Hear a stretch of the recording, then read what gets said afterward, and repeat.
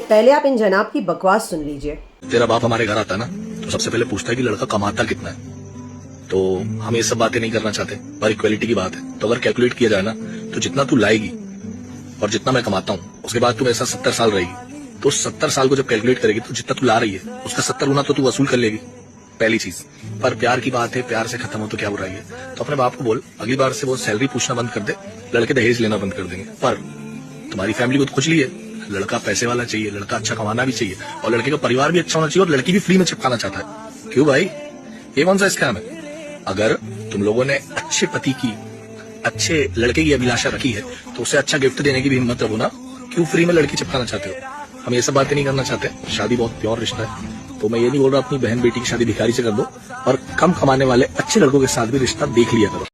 तो भैया हम भी ये सब कहना नहीं चाहते, क्योंकि शादी एक बहुत ही पवित्र रिश्ता होता है। लेकिन अब आपने शुरू किया तो आपको जवाब देना तो बनता है ना। तो पहली बात, जिस सलीके से आपने लड़की के पिता के बारे में बात की ना, उस सलीके से तो लड़की सोच भी नहीं सकती, क्योंकि उसको आपके घर आते ही आपके माता पिता को भगवान मानना पड़ता है। हाँ, आप लोग उसके घर वालों की कितनी भी बेइज्जती करना चाहो करो, बट ये पर्सनल चीज़ों को हटा देते हैं। आप नंबर्स पे बात कर रहे हो तो अब बता देती हूँ मैं आपको। देखो, पहली बात तो आप जब बीवी लाते हो ना तो वो बीवी, बहू, माँ बाद में बनती है। आपकी कुक, आपकी मेड, आपके माँ बाप की केयर टेकर और नर्स, आपके बच्चों की केयर टेकर एंड प्रोवाइडर, आपके बच्चों की ट्यूटर, है ना, ओल्ड एज में या फिर जब आप बीमार पड़ो तो भी आपकी नर्स, ये सारे किरदार वो निभाती है। अगर इन सब का खर्चा लगाया जाए ना, जिस तरह से आप बोल रहे हो, तो तकरीबन मिनिमम मैं बोल रही हूँ आपको 70,000 तक तो आएगा ही। और अगर अच्छे से सच्ची मेन सिटी में भी अगर आप देखोगे ना तो ये जो फिगर है ना 1 लाख क्रॉस कर जाएगा। इतनी आपकी हैसियत तो होगी नहीं कि आप 1 लाख इन सारे सर्विस प्रोवाइडर्स को देने के बाद अपना घर चला पाओ या खुद भी कुछ खा पाओ।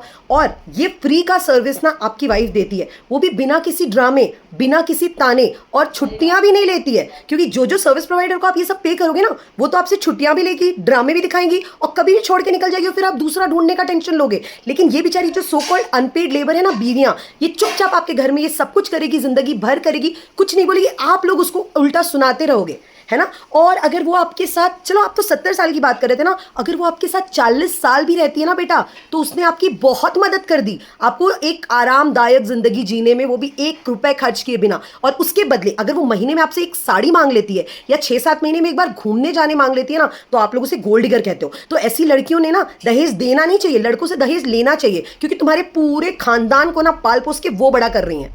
आई बात समझ में? तो अगली बार ना अपना फिगर जरा क्लियर कर देना, और अगर डाउट हो ना प्लीज अपनी मम्मी से बात कर लेना, वो आपको और ज्यादा अच्छे से समझाएंगे इस बात को।